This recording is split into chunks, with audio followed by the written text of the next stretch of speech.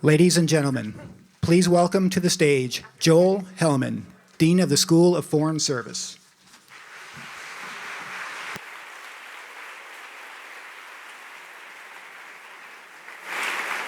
Thank you, and good afternoon.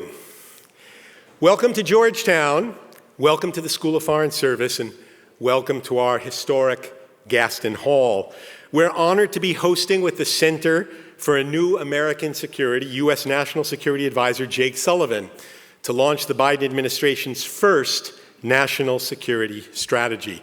And we're very, very honored to have such a distinguished array of guests from the cabinet, foreign ambassadors from all over the world, foreign policy experts, and most importantly, our Georgetown students who've committed to global service and represent our very best hope to bring new ideas to secure a peaceful and prosperous future. For our guests who are just visiting Georgetown, the School of Foreign Service is the oldest school of international affairs in the United States. It was founded in 1919, 5 years before the creation of the U.S. Foreign Service. It was created in the aftermath of the unprecedented destruction of World War I and a devastating pandemic, the Spanish flu, that shook America out of a century of isolation and laid the groundwork for a fundamental transformation of the global order. Our founder summed up the core mission of the school, and he said, quote, "Unprepared as we were for war, we are resolved never to be unprepared for the peace." And for a century, this school has prepared generations of leaders not only to analyze the world, but to serve the world. Well, more than a century since that founding, we find ourselves in another era of great uncertainty around the world, shook by another global pandemic, as we shift from the great promise unleashed by the Cold War to the harsh realities of growing authoritarianism, unprovoked conflicts against sovereign nations, and economic shockwaves in a deeply interdependent global economy. At the same time, we are inspired by the newfound solidarity among democratic nations, a fierce commitment of peoples to defend their fundamental rights, and the courageous struggles of women to fight against intolerance and injustice. At this moment, we are called upon, as echoed in the words of Secretary Madeleine Albright, our beloved SFS professor and committed public service, whose legacy we celebrated in this very room just 2 weeks ago, to stand, as she said, on the side of freedom. It is against this historic backdrop and this consequential global moment that we come together to hear the Biden administration's vision of America's role in this changing global order and its enduring commitment to stand on the side of freedom. And we could have no better guide to this vision than Jake Sullivan, who's brought a deep intellect and passion for public service to his remarkable career at the White House, at the State Department, and in the classroom. So following his remarks, Jake will be joined on stage for a conversation with Meghan Sullivan, a Georgetown graduate who has exemplified our commitment to global service and now serves as the Jeane Kirkpatrick Professor of International Affairs at Harvard University. I know it will be an important and engaging conversation, including answering some questions from the future leaders in this audience. So with that, let me welcome Jake Sullivan to the podium.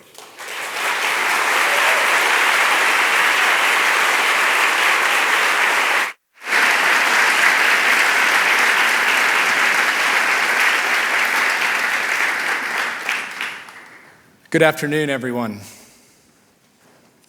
Good afternoon. All right. Thank you, Dean Hellman, and thanks to Paul Scharre and the teams here at Georgetown and at the Center for a New American Security for bringing us all together today. And Meghan, thank you for hosting our conversation, although maybe I should wait till after the grilling to say thank you. We have here before us today some of the sharpest foreign policy strategists in the country, many of whom I'm privileged to call friends. We also have the next generation of national security leaders, the students. And in some ways, my speech today is a job interview because I and my colleagues are likely going to be working for you all one of these days. I also want to take a moment to recognize a team without whom we would not be here today, starting with the Senior Director for Strategic Planning at the NSC, Tom Wright, our former senior director, who's now at DOD, Sasha Baker, and Rebecca Lissner, who's joined the office of the vice president. The three of them were instrumental in putting together this national security strategy, and I think we should give them all a round of applause.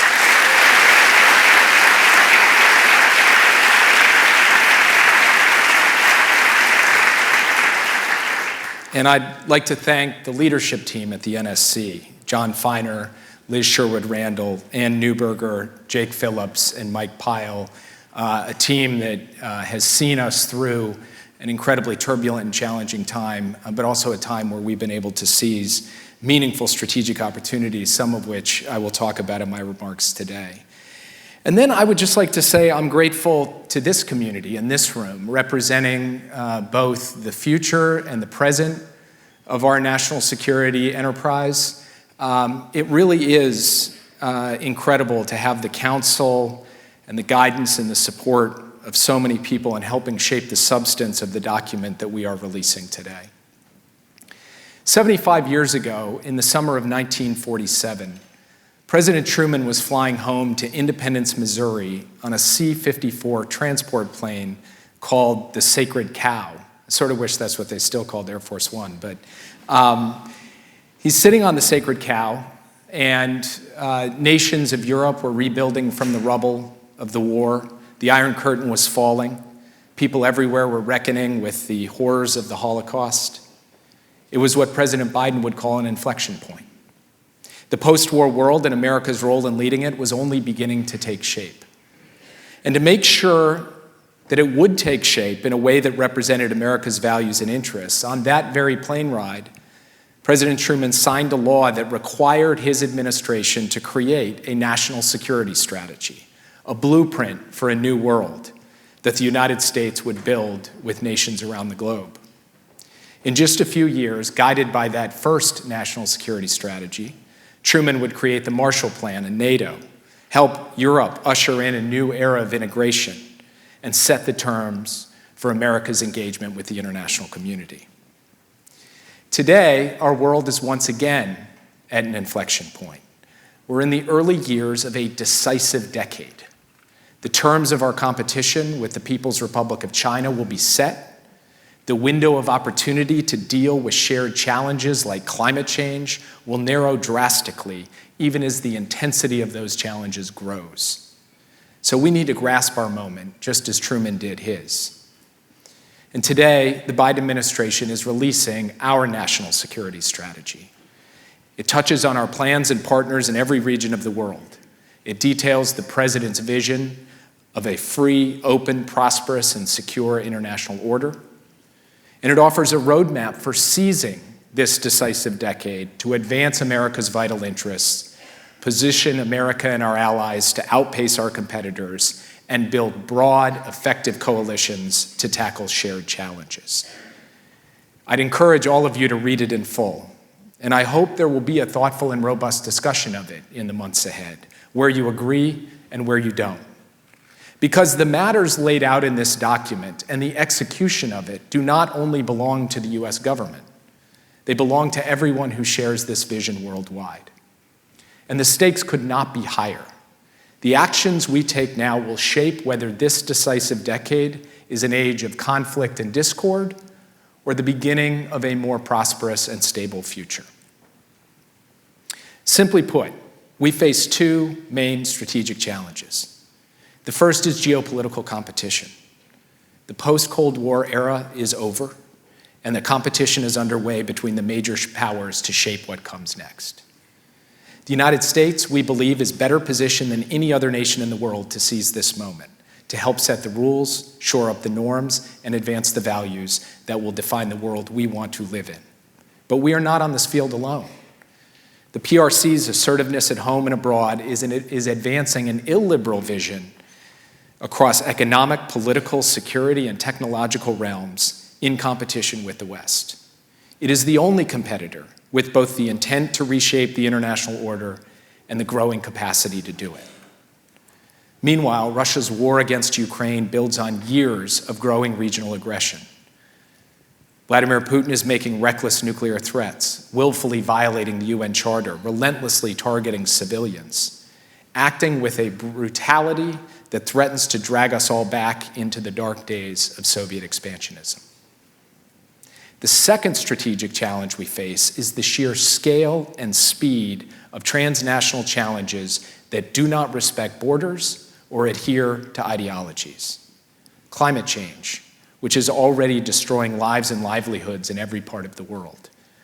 Food insecurity, the energy transition, and now, as we know all too well, diseases and pandemics like COVID-19. Our strategy proceeds from the premise that the two strategic challenges, geopolitical competition and shared transnational threats, are intertwined. We cannot build broad coalitions we need to outcompete our rivals if we sideline the issues that most directly impact the lives of billions of people. Now, over the last 30 years, at various points, American strategists declared geopolitics dead. At other points, like in the last administration, cooperation on climate and other shared challenges fell by the wayside. In this administration, the Biden administration, we believe we've come to a point where we can and simply have to tackle both on an equal plane, geopolitical competition and shared transnational challenges. So we are building a strategy fit for purpose for both competition we cannot ignore and global cooperation without which we cannot succeed. Now, the good and the bad news is that the timelines for these two challenges align. This is a decisive decade for shaping the terms of competition, especially with the PRC. This is also a decisive decade for getting ahead of the great global challenges, from climate to disease to emerging technology. The further good news is that despite the obvious tensions between competing vigorously while also rallying cooperation, the basic strategic moves that we have to make to prevail on both of these major challenges are the same. One, invest ambitiously and rapidly in the sources of our national strength. Two, mobilize the broadest coalition of nations to enhance our collective influence. And three, shape the rules of the road of the 21st century economy, from technology to cyber to investment and trade. This is how we will shape geopolitical competition to our advantage, and it is how we will shape effective cooperation on those transnational challenges I've described. Now, our approach encompasses all elements of our national power: diplomacy, development cooperation, industrial strategy, economic statecraft, intelligence, and defense. So let me take a moment to walk through each of these three main elements of the strategy. First, we are replenishing the reservoirs of our national power through targeted, far-reaching investments. A hallmark of the Biden approach is the integration of foreign policy and domestic policy, and a focus on the issues that spill out of those two silos: supply chains, foundational technologies, the energy transition, even tax policy. We're pursuing, in this administration, a modern industrial and innovation strategy to invest in our economic strength and technological edge at home, which is the deepest source of our power in the world. Over this summer alone, President Biden signed the CHIPS and Science Act, an executive order on advancing biotechnology and biomanufacturing innovation, and the Inflation Reduction Act, the single largest investment in climate and clean energy solutions in history. Alongside these investments, we're intensely focused on modernizing our military, the strongest fighting force the world has ever known, and the foundation of our deterrence in a turbulent world. And we're intensely focused on refurbishing our intelligence community as well, giving it the tools it needs to succeed in a fast-changing world. We must equip both our military enterprise and our intelligence enterprise for this era of strategic competition, while maintaining the capability to disrupt the terrorist threat to the American homeland. The war in Ukraine, as many of you have come to learn, also highlights the need for a vibrant defense industrial base, one that is capable of rapid mobilization and tooled for innovation and creative adaptation. All of these steps we take at home are force multiplied by another core source of American power: our alliances. After a period of significant distance and disjuncture with our allies, we are now more fully in lockstep with them than at any point in recent history. If there's anything that is a core hallmark of Joe Biden's approach to the world, it is an investment in America's allies. A few years ago, NATO was working overtime to justify its value proposition. Today, it is at the apex of its purpose and power. A few years ago, the G7 was struggling for any consensus on how to operate. Today, it is operating as the steering committee of the free world, whether on sanctions or energy security or delivering global public goods. That is through the hard work of the United States and fellow like-minded democracies, and it is paying dividends in so many of the major crises that we see around the world. In the Indo-Pacific, we've reaffirmed our ironclad commitments to our treaty allies, lifted our alliances with Japan, South Korea, and Australia to new levels of vitality, restored the visiting forces agreement with the Philippines. We've elevated a new partnership of democracies, the Quad, to help drive our vision of a free and open Indo-Pacific. We built a new transatlantic architecture for trade and technology cooperation with the European Union. One of the things that we're doing as we strengthen our alliances is to try to drive more strategic alliance between the Atlantic and the Pacific. We've launched an innovative and far-reaching security arrangement called AUKUS with Australia and the United Kingdom. We included, for the first time ever, the leaders of Japan, South Korea, New Zealand, and Australia at the NATO summit in Madrid this past June. And we're working very closely with the European Union as each of us have formulated and are now implementing our Indo-Pacific strategies. At a time when we need democracies and market economies around the world to work together, the United States has a key role to play in helping build out these collaborations. Japan and South Korea's work with us to reroute surplus natural gas to Europe, Australia's contribution of weapons to Ukraine, are examples of how connecting the Atlantic and the Pacific is playing out in practice. Now, the world's major autocracies believe that the democratic world is in decline. They seek to advance a very different vision, where might makes right and technological and economic coercion squeezes anyone who steps out of line. The last year alone has demonstrated the extreme shortcomings, indeed the fundamental fragility of this subversive vision. And the Biden administration has proven that a broad and powerful range of nations supports our vision for a free, open, prosperous, and secure world. Even if our democratic allies and partners don't agree on everything, they are aligned with us. And so are many countries that do not embrace democratic institutions, but nevertheless depend upon and help sustain a rules-based international system. They don't want to see it vanish, and they know that we are the world's best bet to defend it. That's why the second strategic focus of President Biden's approach is mobilizing the broadest possible coalition of nations to leverage our collective influence. Our goal is not to force our partners to fall in line with us on every issue. And we're not seeking to carve the world into rigid blocks. As the President said in the UN General Assembly last month, the United Nations Charter was not only signed by democracies of the world, it was negotiated among citizens of dozens of nations with vastly different histories and ideologies, united in their commitment to work for peace. So we will work with any nation prepared to stand up for the values of the UN Charter. That includes the principle of sovereignty and territorial integrity. Last March, 141 nations voted to condemn Putin's war in the General Assembly.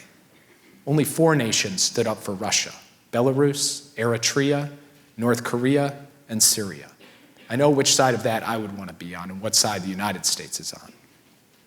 This week, in fact, today, perhaps while this session is ongoing, the nations of the world will vote again, overwhelmingly, to send another strong, unmistakable message to Moscow that we reject its illegitimate and illegal acts of annexation as fundamentally inconsistent with the UN Charter. The UN Charter also includes the principle of freedom of navigation and overflight. So we've stood up the Indo-Pacific Partnership for Maritime Domain Awareness. We're really excellent at naming things in government, by the way, which brings the Quad together with the nations of the Pacific Islands, Southeast Asia, and the Indian Ocean to address illegal fishing practices and build capacity to respond to disasters.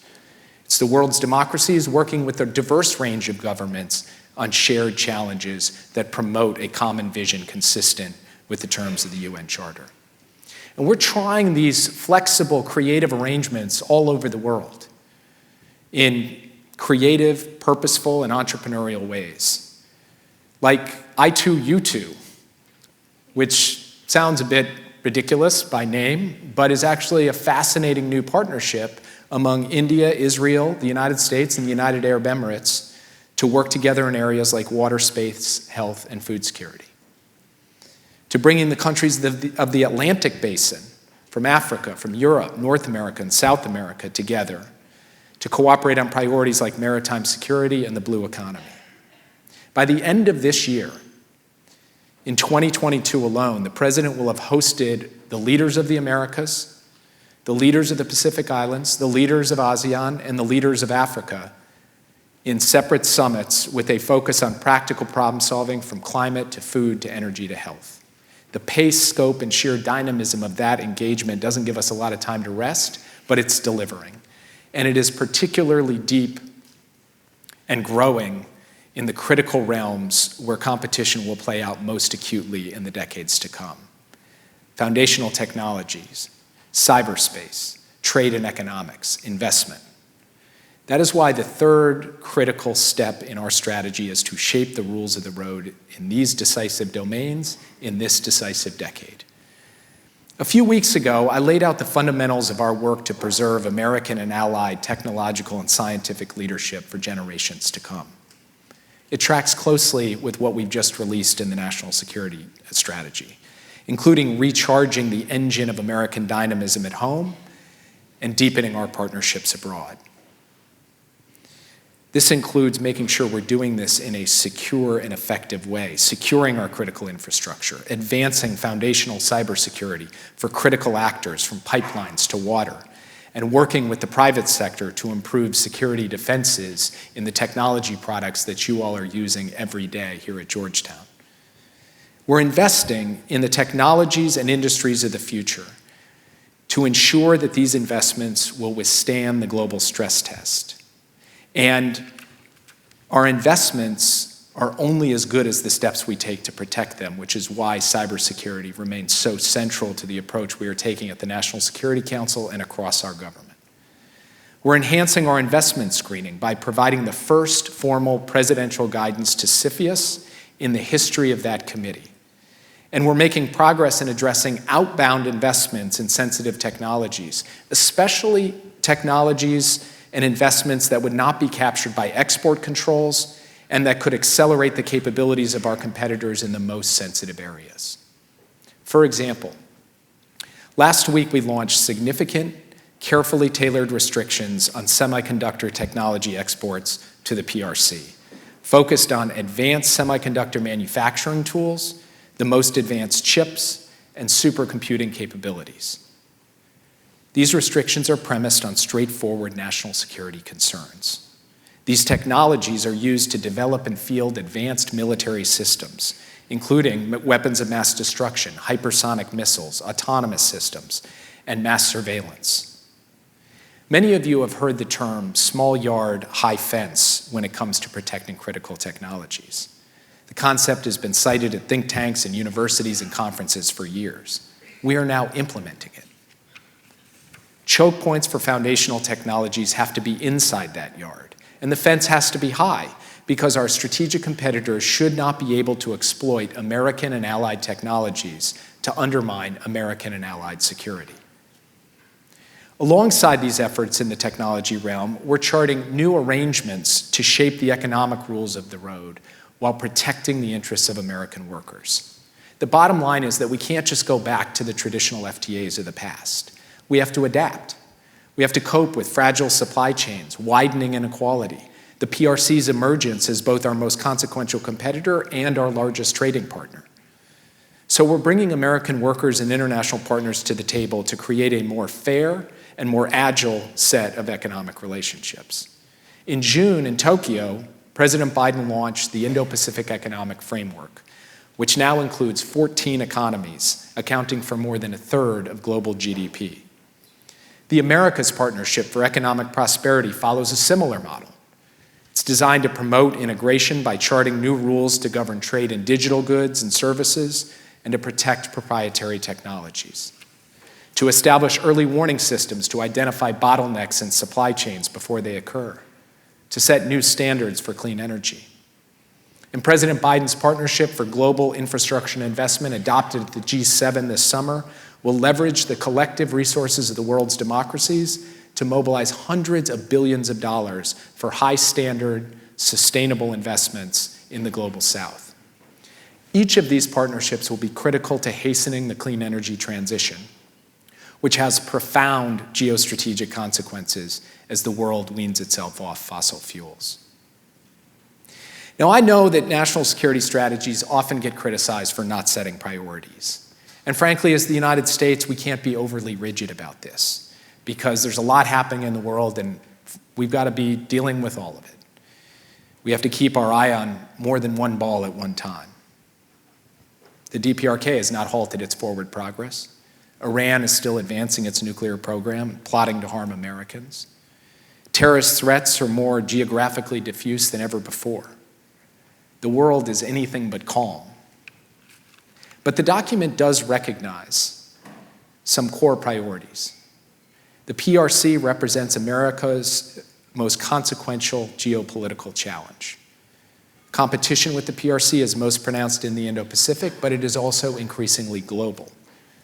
From day one of the Biden administration, our approach has followed the same fundamentals that I've just described in the national security strategy writ large. Invest in the foundations of our strength at home, align our efforts with our network of allies and partners, and compete responsibly to defend and advance our interests and those of like-minded nations. Invest, align, compete. This is the framework that Secretary Blinken laid out in his speech on our China strategy a few months ago. We will engage constructively with the PRC wherever we can, not as a favor, not in exchange for our principles, but because working together to solve common problems is what the world expects from responsible powers, and because it is in our interest. In that spirit, the national security strategy also recognizes that the climate crisis is the greatest of all the shared threats that we face. Without immediate global action during this decisive decade, global temperatures will cross the critical warming threshold of 1.5 degrees Celsius, and after that, scientists have warned that some of the most catastrophic climate impacts will be irreversible. The United States will meet its global responsibility on climate thanks to the Inflation Reduction Act. And we will meet it on health and on food security and on arms control and on nonproliferation. Because we are steadfastly avoiding the temptation to see the world solely through the prism of strategic competition. We will continue to engage countries on their own terms.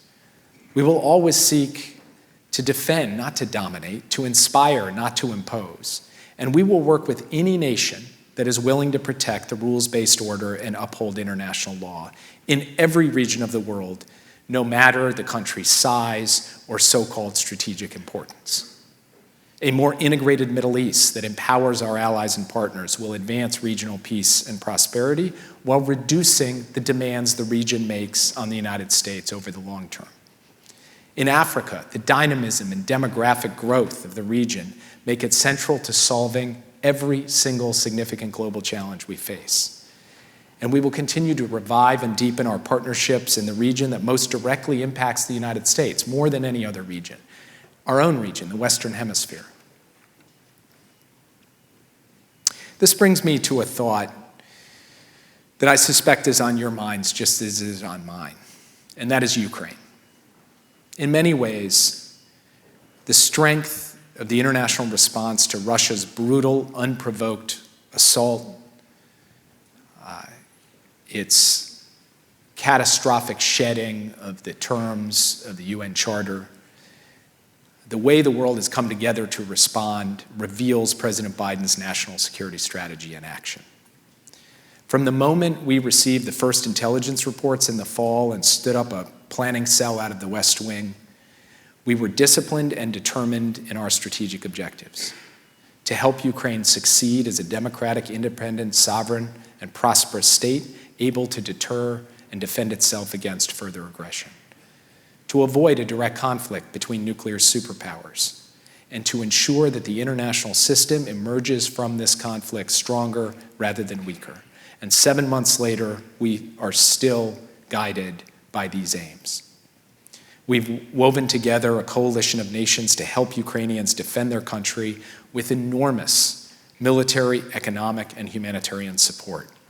We've united the G7 to impose unprecedented economic costs that are squeezing Russia's key sources of critical goods and inputs for its economy. We've worked closely with our European friends to address the global ripple effects of the war, from striking an energy supply deal that helped cut dependence on Russian gas to driving new investments in food security globally. And we put months of quiet work to help shepherd Finland and Sweden into NATO, proving that Putin's actions have only infused the alliance with a sense of common purpose that has not been seen in decades. At extraordinary cost, with extraordinary bravery, the people of Ukraine can take enormous pride in knowing that Russia has gotten the exact opposite of what it expected. And it is the bravery and courage of the people of Ukraine, with the support of the international community, that has pushed Russia back from the aims it set out at the start of this conflict, which was, quite literally, as President Biden has said, to wipe Ukraine off of the map. At the same time, it's easy to remember how acute the risk of escalation has been throughout this conflict, how it was in those first few weeks, and how real it remains. And as National Security Advisor, that risk is never out of my mind. We take the threats that President Putin is making to the international community and to Ukraine itself seriously, as we have from the outset of the war. We will continue to be both resolute and responsible in our actions in support of Ukraine's freedom, its democracy, its sovereignty, its territorial integrity. We will not be intimidated. We will not be knocked off course. We will continue to support Ukraine for as long as it takes. Standing here today, nearly 2 years into the Biden administration, it actually can be kind of hard to look all the way back to the first day on the job. A lot has happened since then. And it can be easy to look around and see the remarkable unity and resolve of the free world today, the way that it has stepped up on Ukraine and on so many other issues, and say, oh, that was just the natural order of things. But it's not necessarily the natural order of things. It takes work, it takes effort, it takes strategy. And against an array of steep, sharp, and dogged challenges, the United States, I believe, is today strategically well-positioned, and through the historic investments and the unrelenting work we're doing, is growing more so month by month. That doesn't just happen like a rubber band springing back into shape. It is the culmination of the work over 21 months to bend and build the architecture of this national security strategy under the leadership of our president, to replenish our reservoir of strength at home, to rebuild and create our strategic and economic partnerships around the world, and to try to meet every challenge we are facing, whether geopolitical or transnational, from a situation of strength. That is what we've set out to do. That's what we will try to do every day. We have the honor of holding these jobs, and I thank you very much for giving me the opportunity to address you today. Thank you.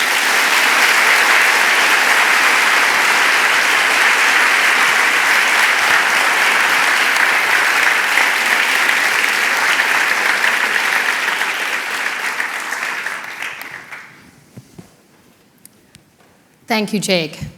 No one has made any Sullivan jokes yet, so I won't be the first. I want to thank you very much for coming here and for presenting this really very thoughtful and consequential strategy to all of us and to our nation. And I'd like to actually ask you some questions about it, starting where you left off. So 20 years ago, the Bush administration came out with its own national security strategy, and that strategy was really infused with the recognition that 9/11 had changed America and the world. But later, that administration got a lot of criticism for being overly focused on the global war on terror. Could you say to what extent has the Russian invasion of Ukraine shaped how the Biden administration sees the world and how it's reflected in this strategy? And have you done anything to hedge against a possible criticism that we were overly focused on this at a moment where other things were unfolding at breakneck speed as well? Well, just to set some context, when we came into the administration in the early weeks, we did something that was quite unusual. We actually released something called Interim National Security Guidance, because we knew it would take some time to actually roll out with a full national security strategy. And we wanted both the public and, frankly, the whole government to understand what President Biden's guidance was across the kind of broad strategic sweep of our foreign policy. At that point, February of 2021, we expected to release the full national security strategy in February of 2022, which would be about on time by the scorekeepers.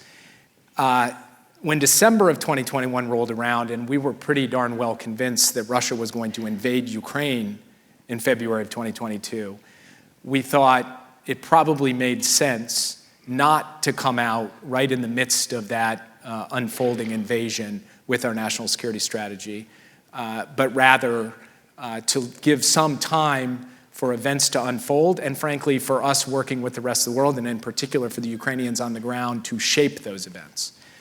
So that is what has brought us here several months after the onset of the war to finally be rolling out our national security strategy.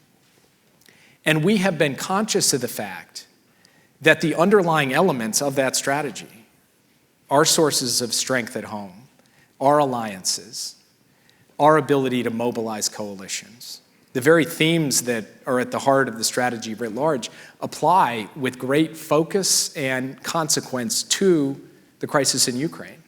But we were equally mindful that both when you look at the immediate term of all the other challenges that are pressing upon the countries of the world, some of them exacerbated by the conflict in Ukraine. And then when you look out at the longer term over the nature of the challenge, for example, that the PRC faces to the rules-based international order, the national security strategy would have to incorporate the strategic fact of what is happening right now with Russia's assault on Ukraine, but it would also have to build that into a much larger vision. That's what we have tried to do. And what, I noted this in my speech, but frequently administrations have toggled back and forth between a kind of overemphasis on the geopolitics side and then an overemphasis on the kind of transnational order side, for lack of a better term. And what we're really trying to do is grapple headlong in the document with the fact that we've got to put each of these on a priority plane and then figure out both the tensions and the mutually reinforcing tendencies of those two. That's what we try to do in this document. I'll just close by saying, in respect to that, the geopolitical fact of the war in Ukraine has huge impacts on great powers, but it also has huge impacts on transnational challenges: food security, energy security, economic security, and over the midterm, the climate crisis because of the impacts on energy. So I don't know if that's a direct answer to your question, but that's how we've thought about building this in. And this war has loomed large in the formulation of this strategy, as it should, but we do not believe it has blotted out the sun because of all of the other consequential issues that need to be incorporated and integrated. Sure, thank you. Another question about how this strategy has really evolved over the time that you've been in office. From the early days, the administration has talked about one of the organizing constructs of the world as being democracies versus autocracies.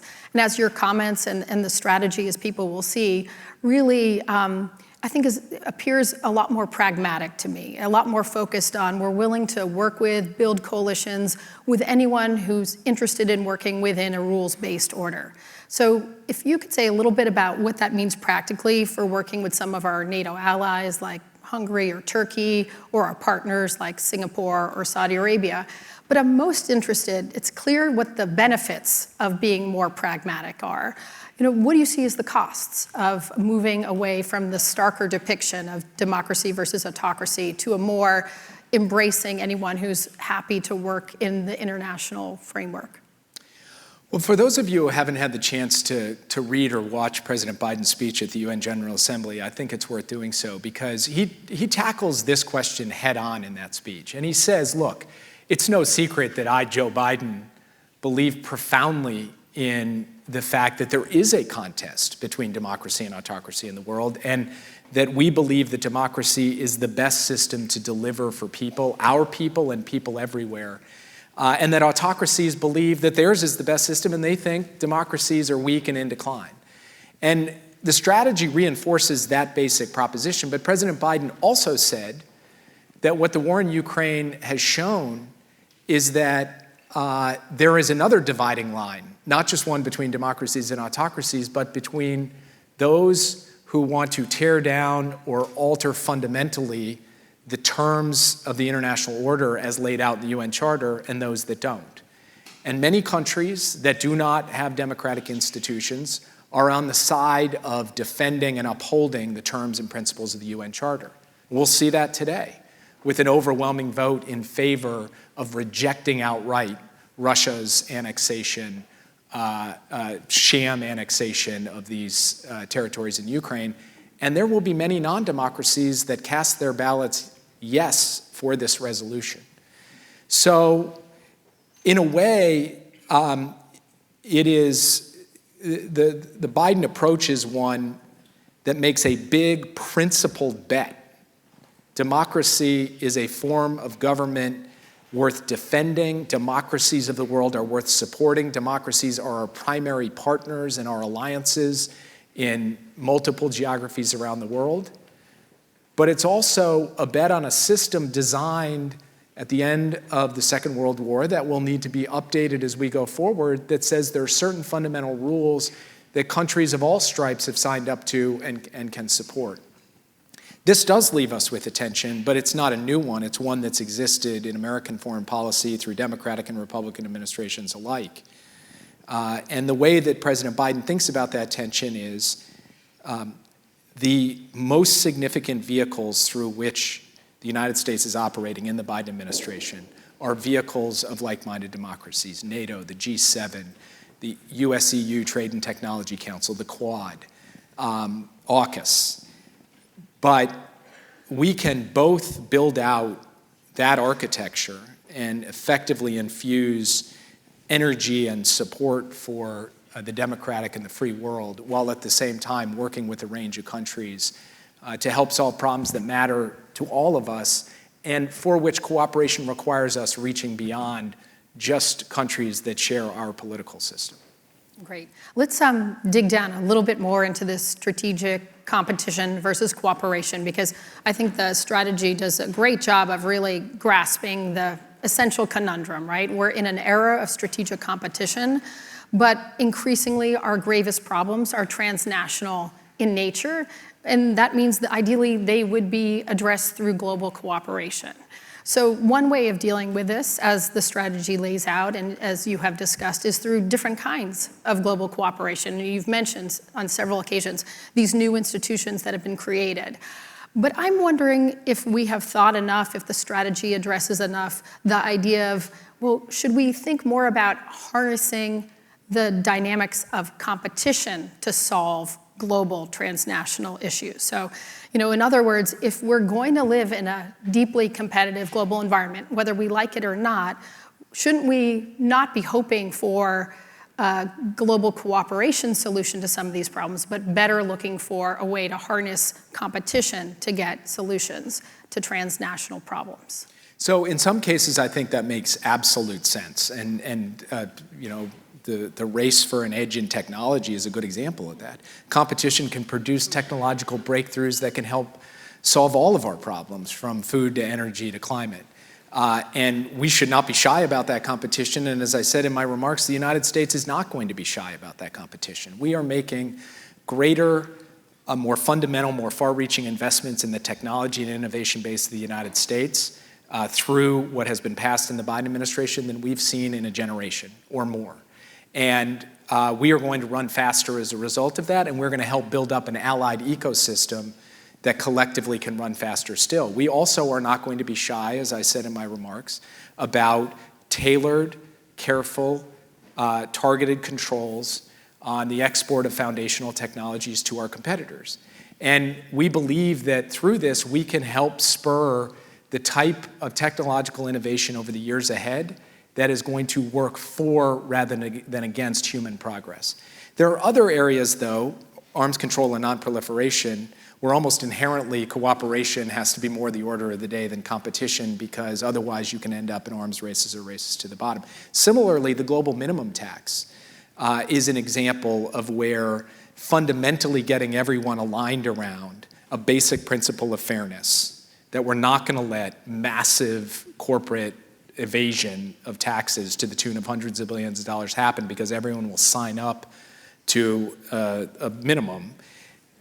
You can't evade cooperation in that regard. So I think from our perspective, we don't want our strategy to just say, hey, look, there's cooperation, there's competition. Isn't that interesting? They're in tension with one another. It's rather to study the dynamics of the interplay between them and where actually competition can help induce advances on transnational challenges, seize that. And where greater cooperation actually can lift our geopolitical position because we're delivering for people and gaining goodwill and other soft power as a result of it, we'll do that too. But a sensible strategy in today's day and age has got to live in this space, has got to grapple with this fundamental question. How do you manage for the need for cooperation on global challenges at a time, as Meghan said, of intense competition? That is what we just spent, I think, like 42 pages answering. I just talked for a long time in trying to answer that. That's our best answer. It's an answer that we'll have to iterate over time in the precise applications and analyses. But for those of you who are going into national security and foreign policy, this, to me, is the strategic landscape into which you're about to enter. And it's way different from the Cold War. And it's way different from the post-9/11 era. It is a different kind of era that has massive consequences on both of these dimensions, on geopolitical competition and on the need to solve just eye-poppingly enormous transnational challenges. COVID-19 alone has taken the lives of millions around the world. You think about the climate crisis, what we're grappling with right now on food insecurity. So I just realized I've started laying myself out on the psychologist's couch before you here today a little bit to let you inside our thinking. But that's really what we're trying to get at here. And there's not a perfect mathematical formula for it, but these are the considerations that lie at the heart of the strategy we're trying to pursue. That's what I'm trying to do, is I'm trying to get you to unfold and share some of it with you. And I would agree that I think the strategy is the best document I've seen thus far that really grapples with that dynamic, which is at the heart of today. Let's move to China. Obviously, China is infused throughout the document. So Russia's the acute threat, but China, as you said, is the big geopolitical, most consequential challenge to the United States. So this is something that maybe China's near neighbors see the world in the same way, maybe our NATO allies increasingly see the world this way, but much of the global South does not see the world this way. They've made very clear to all of us they don't want to be asked to choose. They don't share that perception at all. Could you say a bit about where we've been able to win over the global South on this framework, or what kind of tools we have to engage the global South in this conception of security? So when President Biden talks about China, he frequently reinforces the point, and he did so recently at the UN by saying, we're looking for competition but not conflict, and we're not looking for a new Cold War. And when we say we're not looking for a new Cold War, that has a few different meanings to it. One is that we do not want to end up in kind of existential Manichaean, constant zero-sum competition at a moment when there are all these other larger challenges and equities afoot. But another way it gets to the heart of Meghan's question, which is during the Cold War, we turned a lot of different regions in the world into proxy battlegrounds between the US and the Soviet Union.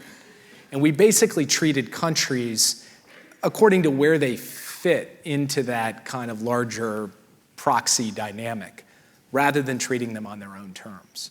And one of the points I made in the speech, one of the points the strategy really lays out, is that a successful approach to dealing with competition with the PRC means not making countries choose sides, not dividing the world into rigid blocks, and not making our relationship with countries kind of dependent on some kind of proxy fight between the US and the PRC, but rather having an affirmative agenda that is rooted in the best of what American foreign policy can be, a problem-solving mindset about the things that those countries are facing.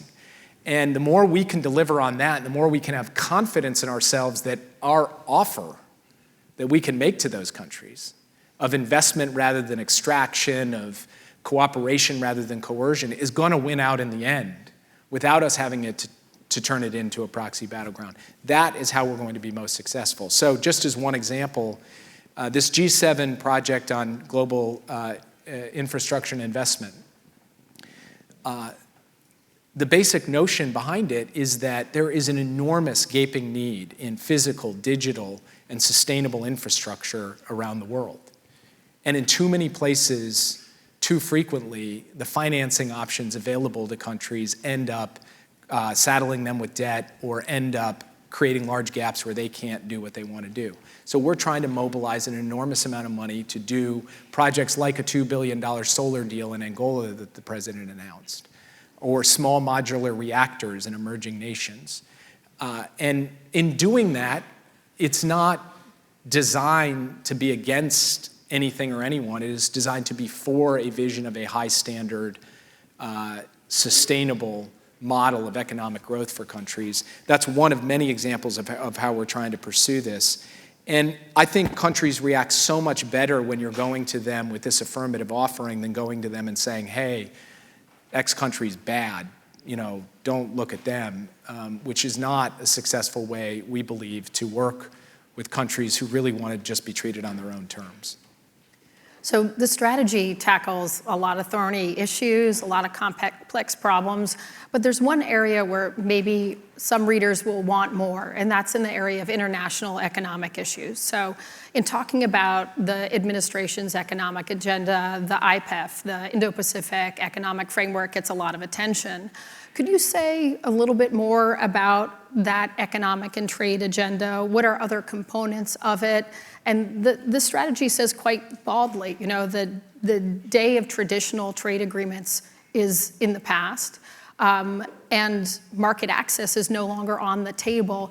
Is it going to be sufficient in a world where economic problems are really looming? We're sitting in Washington during the IMF World Bank meetings and hearing every day, repeated warnings about the economic situation in the world and what can be anticipated for countries in the coming months. Does there need to be a more meaty economic international agenda? So first, I just want to clarify, we're not saying market access is off the table. In fact, we're looking at a new model, kind of FTA, that could be applied in certain contexts where market access could conceivably be a piece of it. But the critical point is that market access cannot be the only measure by which you have a good trade strategy or don't have a good trade strategy, which is basically how the orthodoxy has looked at it for 30 years.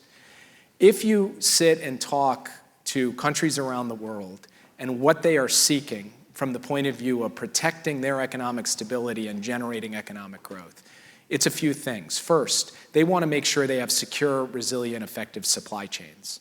That's at the heart of IPEF. That is not something that the world or the United States focused on as much as we should have before COVID-19 laid so much bare.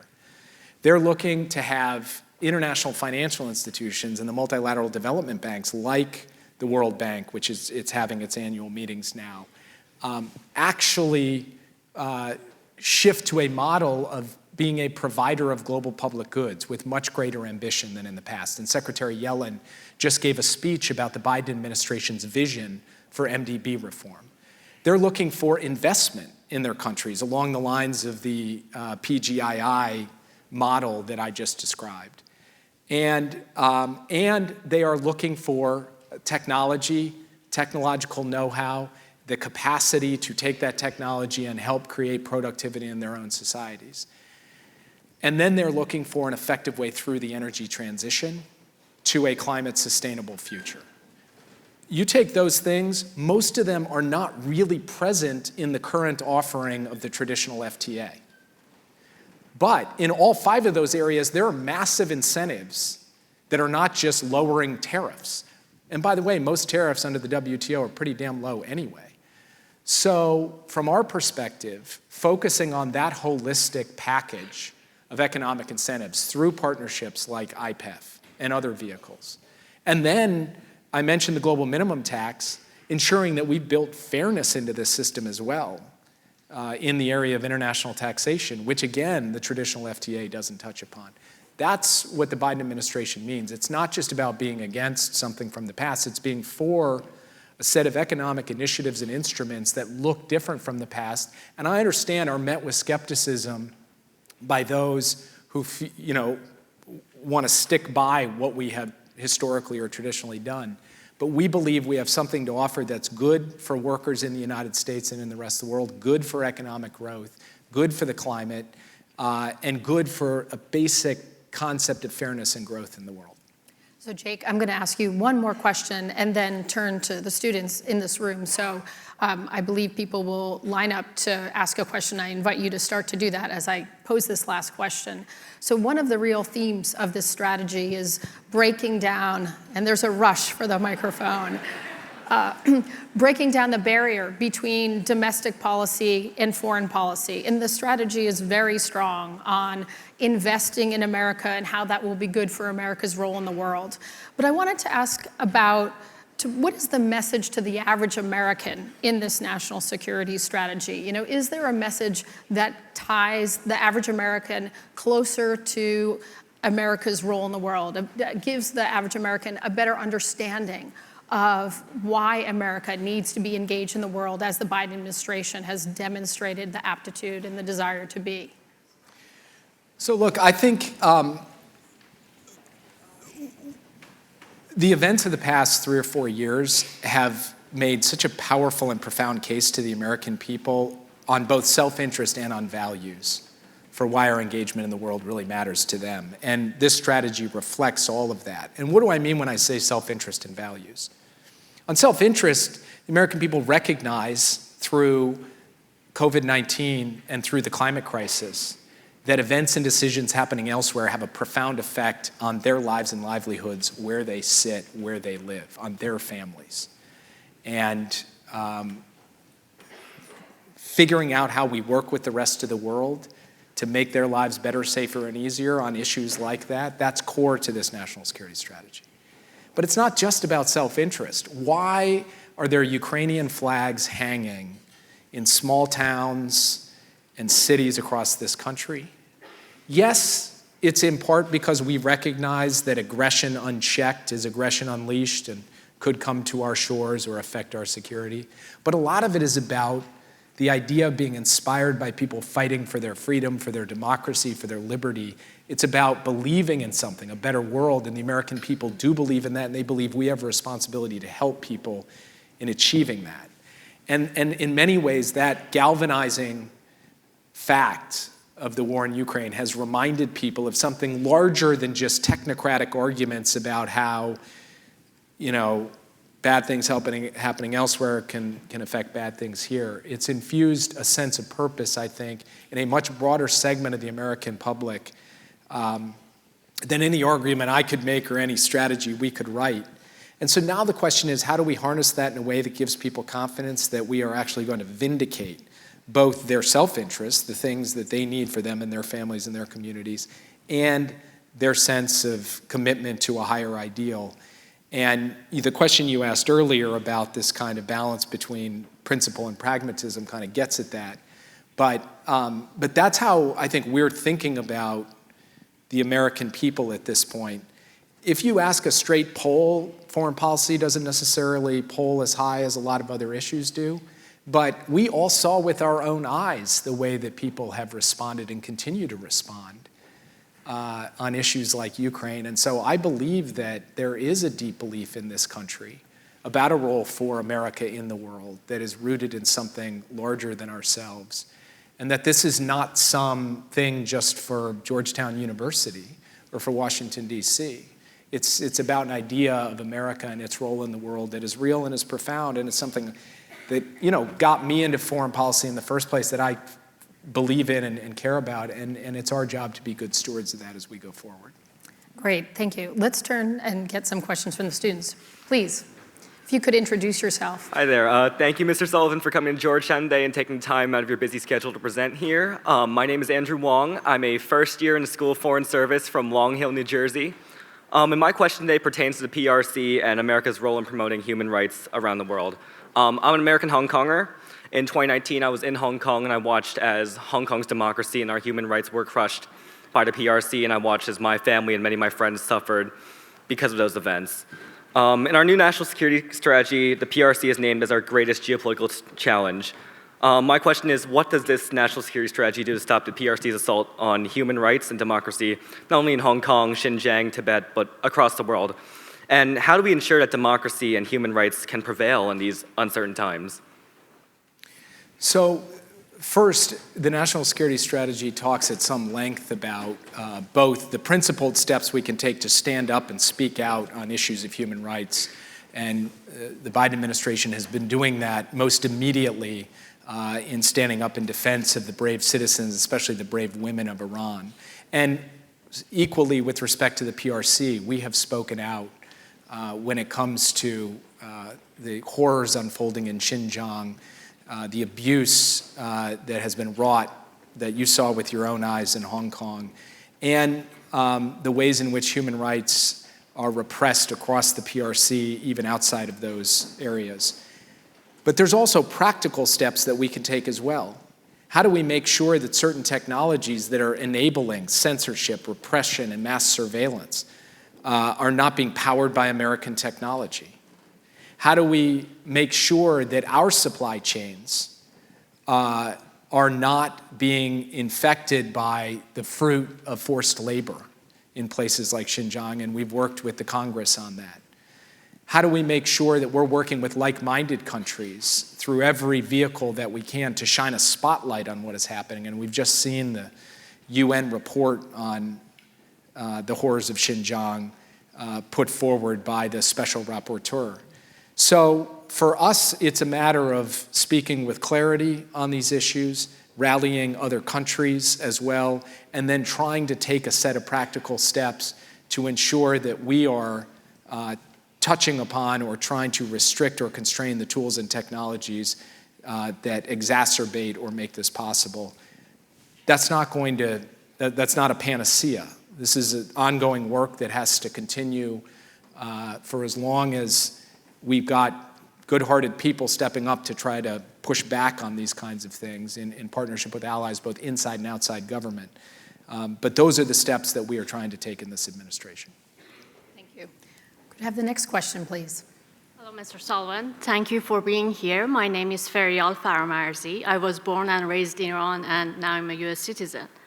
Thank you. First of all, I want to thank you for amplifying the voice of Iranian women and Iranian protesters in the street. I know it means a lot to them, people who are fighting with bare hands and with nothing to fight for their freedom. You mentioned in your comments on Twitter that you will hold responsible people of government of Iran for their actions against the protest. Could you clarify what does holding responsible mean? Because in your opening remarks, you also mentioned Iranian government continues on their nuclear power plans. Obviously, sanctions hasn't worked so far. And sanctions won't stop them from killing innocent people. So what does it mean to hold them responsible for this?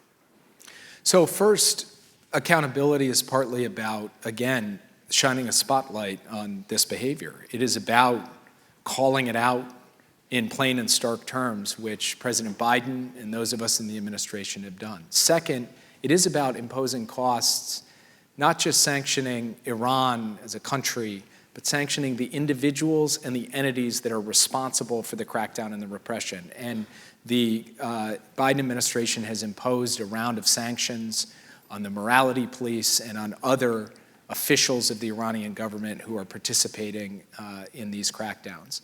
And then, of course, there is the part of this where the United States needs to take affirmative steps as well. And what we have done is issued from the Treasury Department a new set of guidance that facilitates and removes obstacles to the provision of communication technologies, apps and the like, so that the Iranian people can communicate with one another and communicate with the world. So that is what the United States has done thus far.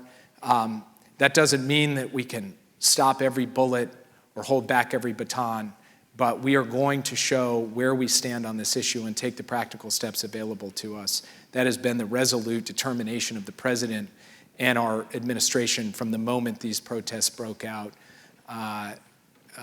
and it will continue. Thank you. Next question, please. First of all, thank you for being here, Mr. Sullivan. My name is Asher. I'm a freshman studying government. And I noticed that in the new National Security Strategy document, China is referred to as the PRC, whereas in past national security strategies, mainland China has just been referred to as China. So I was wondering what the significance or purpose of this name change is. I think if you ask like 10 people in our government, they give you slightly different answers probably to that question, but I will give you mine, which is we're intent, to the extent that we are in a competition with the People's Republic of China, to not make this about the Chinese people, to make this about the government and the policies and strategies that the government of the PRC is pursuing. And so we want to, in our nomenclature, be careful about that point, because it is very important to us that this not become Americans versus Chinese, but rather a question of the United States' national security strategy as it relates to the government of the People's Republic of China. Thank you. Hi, my name is Deepa Fuyal. I'm a freshman in the School of Foreign Service, majoring in international politics, so I greatly appreciate you coming out here today. My question is in relation to the international economy. With increasing inflation in America, obviously the default response would be to increase interest rates. However, as the responsible world power that you've said that we are, should the Federal Reserve approach to resolve inflation by increasing interest rates be reconsidered, in your opinion, to account for the potential damage to the economy of developing countries that have a large amount of their debt denominated in US dollars? So I will not speak to the Federal Reserve. They'll make their independent decisions on how to proceed. And from the National Security Council, we don't weigh in on those matters.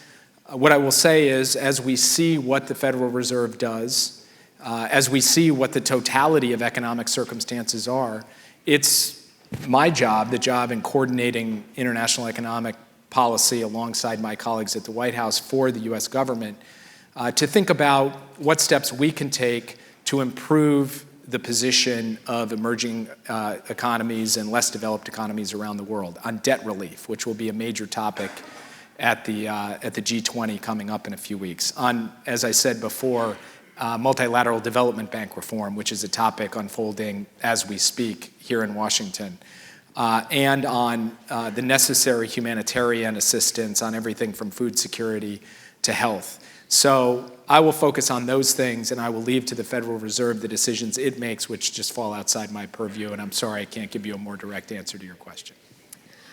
I'm afraid we have time for one more question. If I could turn the floor over. Hello, okay, so my name is Edward Sun, and I'm a first year in the SFS from Beltsville, Maryland. As we all know, autonomy is the future, and you yourself, in your speech, has talked about how we need to modernize our military and intelligence enterprise, the importance of cybersecurity, and new technology such as autonomous systems, which you also listed. As countries like the PRC invest $2.3 trillion just this year, compared to the United States, plan to invest $1.1 trillion over a course of 5 years. My question for you is regarding AWS, so autonomous weapon systems and maritime autonomous surface ships, and who you think should be held liable based on US policy and maybe even your own legal opinion. I know you have a very long legal career of advisement. Do you think it should be like the AI, the flag state, officer in command, or even the engineers that are held responsible? I don't know if you're able, that's a very long question, I'm sorry, but. No, that is a question that I'm going to file away, and when I'm back teaching in the classroom, when I'm out of this job, I'm going to teach a class specifically on the question of legal liability for autonomous systems and how you could trace it back. I mean, the only answer I can give sitting here now is going to be highly unsatisfying, and it depends on the particular circumstances and situations. But we should not operate in a world in which autonomous systems, AI-enabled autonomous systems, unleashed by a country, absolve that country of any responsibility for them. Like somehow they can say, no, that's something else out there entirely. And what we need, as we think about setting these rules of the road around emerging technologies, we need those rules of the road not just to be decided among like-mindeds, but there need to be strategic stability style discussions among major competitors with significant technologically advanced militaries, much as we had throughout the Cold War with the Soviet Union, except for now it applies to a far broader range of technologies than nuclear. And it applies in circumstances like the question of taking the human out of the loop in AI-enabled weaponry. And that's something that I have taught in previous courses, think a lot about. Our military planners and our lawyers think a lot about these issues as well. And I'll leave it at that for today, but you've now inspired me for, a couple years down the line here. Thank you. I think there are probably going to be a lot of students signing up for your class, whenever that is, wherever that is. Before we thank you, I want to turn to Dr. Paul Scharre of the Center for New American Security. He's the vice president and the director of studies there. It's been fantastic to have the opportunity to speak with you about this. You've given us a lot of food for thought. The document is really fabulous and grapples with some of our most pressing challenges, and I can tell that some have already read it, and I hope that many more will. So thank you. I'll let Paul give you the final thanks. Thank you, Meghan. Please join me in offering a round of applause for Jake Sullivan and Meghan Sullivan.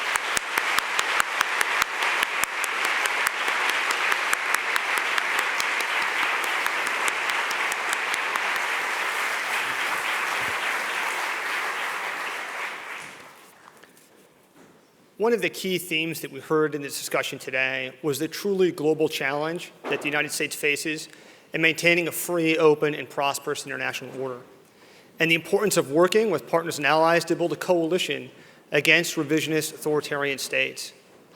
At the same time, we heard about the shared global challenges that all nations face on issues like climate change and pandemics, and they need to work with competitor nations to address those.